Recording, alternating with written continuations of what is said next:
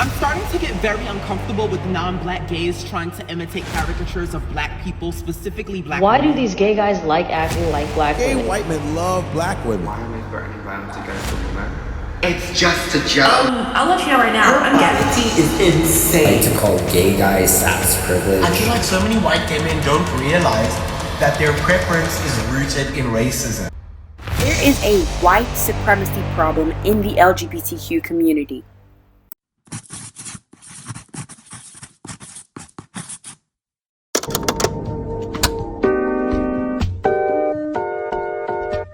Guys, this is Let's Talk, as in Let's Talk, and this is my first YouTube video. I've been meaning to make this video for a little while now, but I haven't had the time. But I have the time now because I graduated. Congrats to me! Now get yourself a snack, a little beverage. I prefer water because, well, I'm better than everyone else. Everyone? I'm kidding, guys. I'm kidding. Whether or not you want to put this in the background or actually listen to all the truth nukes I'm about to drop, that's for you to decide. Now, with that being said, let's go on with the video.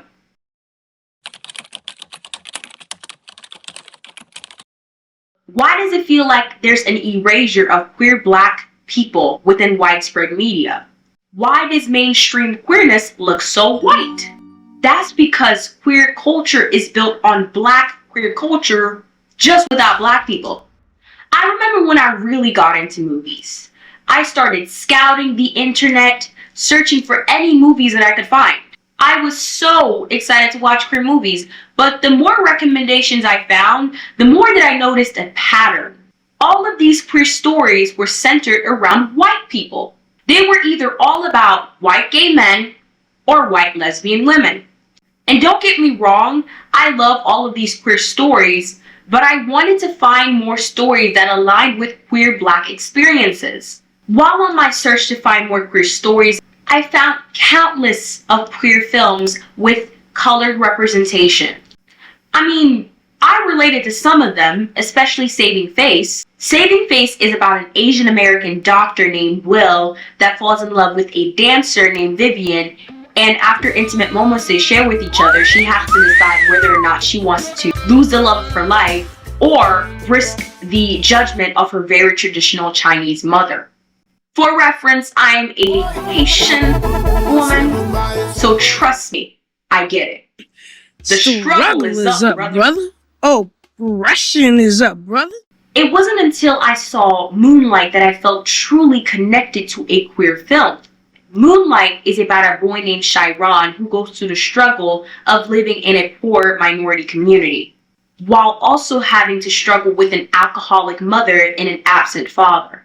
As the story progresses, he falls in love with a childhood friend that helped him overcome his timidness. After he and his childhood friend share a first kiss, the story just goes down from there. I'm not going to say too much because I don't want to spoil the story, but the movie is really beautiful. It talks about the hypermasculinization of black queer youth, the struggle of self-acceptance. I really recommend people watch it because it's a really good film. And I might do a recap on it. Wink, wink. But as important it is to me to find black queer stories, I really just wanted to find at least one main character that was a black queer person. All of these queer stories show the importance of recognition for the black community. But queer black stories almost never get the same recognition as white queer stories. But to understand how white supremacy plays into the LGBTQ community, we have to look back at history. Black people have been historically breaking societal rules, but to be black and queer was something else. It was a double entendre, but it's still paradoxical. This goes back as early as the 19th century. Did you know that the first drag queen was a black man? This is William Dorothy Swan. Body tea, body liquor. I mean, waist wear? Unsurprisingly, for the time he was born into slavery. He opened underground balls and went by the name the Queen of Drag. Swan played a major role in queer history at the time where queerness was criminalized. Literally. During the 19th century, it was illegal to cross-dress. His balls caught the attention of authorities and he was arrested in January 1887. I guess they thought he was hiding something because his waist was nowhere to be found. He served time for serving.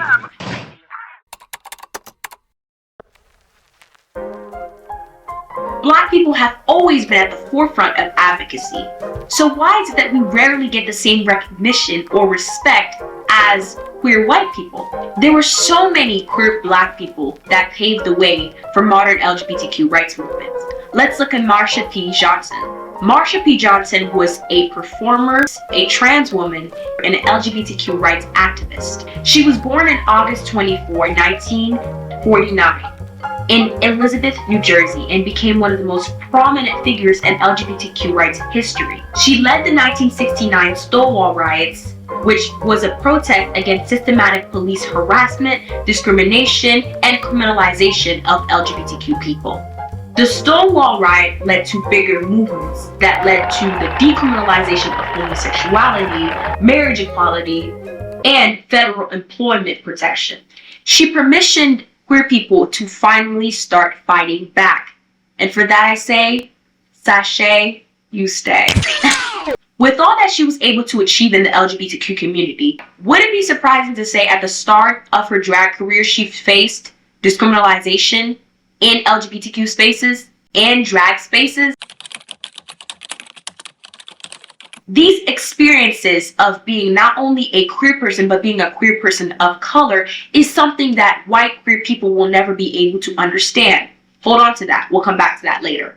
During the 1960s and 70s, gay bars and queer spaces were heavily segregated, meaning drag spaces were also segregated. Nonetheless, Black and other minorities did as they always had to do, either make room for themselves or make a room for themselves. Which is how Vogue and ballroom culture was created. Black and Latino people saw that they were being pushed out and they said, bet. Ballroom culture was a response to being ostracized in queer spaces. Early Vogue started in the 1960s but became really popular in the 1980s and 90s. They started as balls for Latinx and Black people to finally be able to express themselves in places that actually accepted them.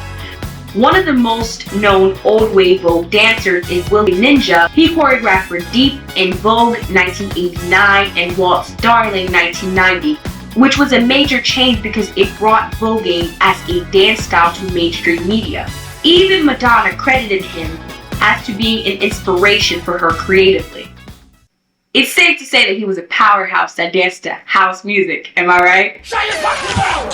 All jokes aside though, but ballroom culture is so important to the Black queer community, but it's almost funny how little representation LGBTQ plus people of color get in media with how much they help contribute to the LGBTQ community overall.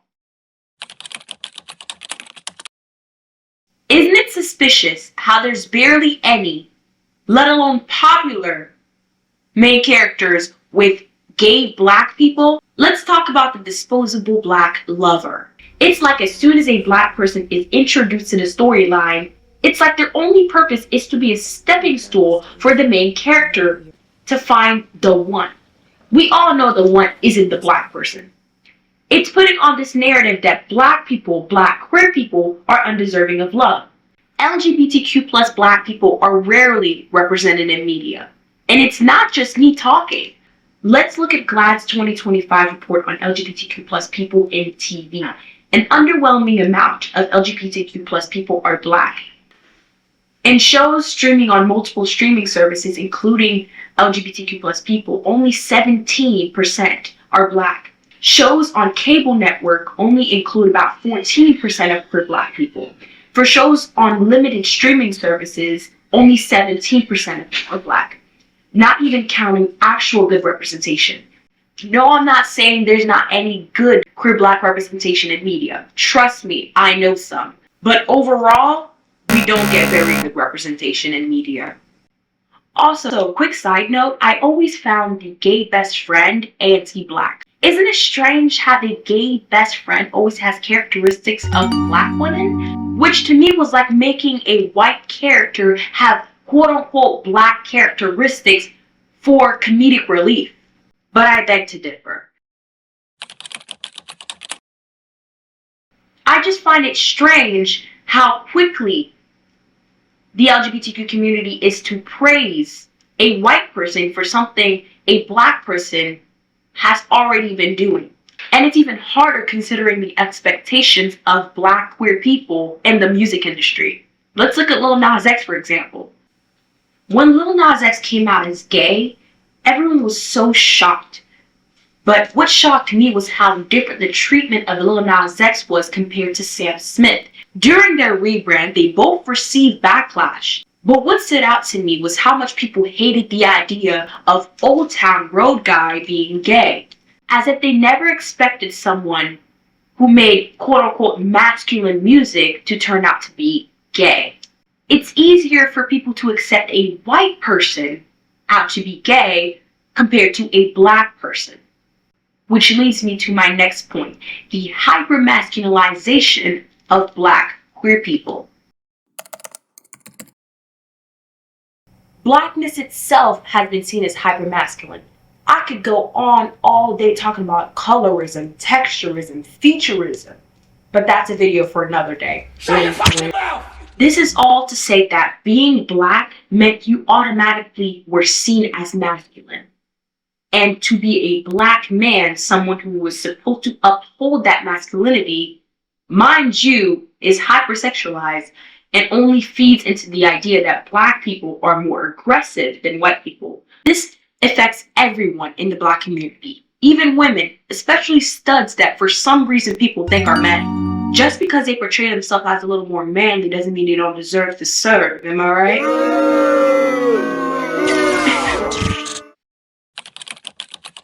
I have a white family member who's gay, transphobic, and racist. How you can be all three of those things at once, I don't know. I do know this because I've experienced it. There's a lot of white gay men that use their proximity to being the most privileged social identity in order to other themselves from the queer community. And then you turn into this out, married, gay man, forgetting that you couldn't be any of those things without black and trans people before you. I've seen a lot, and I mean a lot, of queer white men, queer white people in general, using the characteristics of black people. And whenever black people want to talk about this, they weaponize their queerness just so they won't be held accountable. I mean, clock it, sis, T, you better work, you're killing it. Waist is missing, body T, are all terms that originate from ballroom culture. You know, the ballroom culture that Black and Latinx people had to create because they were kicked out of regular balls. The same people that kept Black and Latinx people out of gay spaces are the same ones obsessed with the slangs. And it's like anytime a Black queer person wants to speak about the straight disrespect, they use their gay tears. They turn to victimhood as if they forget that there's minority communities in the LGBTQ community. They use these gay tears like white women tears because they are this close to being the big three straight white man, but they fall under at least one minority community. Not only that, but it seems to me that a lot of gay white men tend to be really misogynistic. Remember what I said earlier about the gay best friend and how problematic and racist that is? Well, it's because the usual sass is directed towards women. Some gay men need to learn the difference between being sassy and being sexist. The comfort that some gay men have disrespecting cis women, trans women, and drag performers drives me nuts because I feel like it's a complete reflection of how they actually treat other gay men. And quite frankly, sometimes I feel like misogynistic, sexist gay men are worse than straight men. And they use the gay label as a way to deflect accountability. And they use this every time these conversations are brought up to run away from accountability. Like white people always have. Hold on. And I'm not the only person that noticed this either. White gay men have convinced themselves that they are the most oppressed group of people in all of humanity. That's why they get mad whenever you remind them that they have white privilege.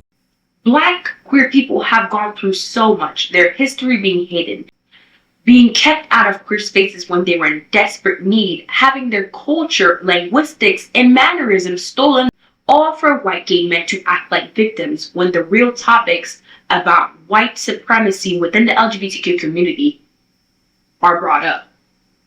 And you know what's funny? White gay men complain about not getting partners in the LGBTQ community. I love when white hot gay guys post about how hard it is for them to date, and I went on a date recently and the guy didn't want to be my boyfriend. As if we're supposed to like clutch our pearls, be like, These big gritty gremlins make up more than 0.5% of the queer dating statistics, yet they're on social media whining about how hard it is to be in a relationship as a gay white man. And the funny thing is, there are so many issues regarding the LGBTQ community. If I started naming all of the things that queer black people face, I'd start to sound like one of those medication ads on cable TV.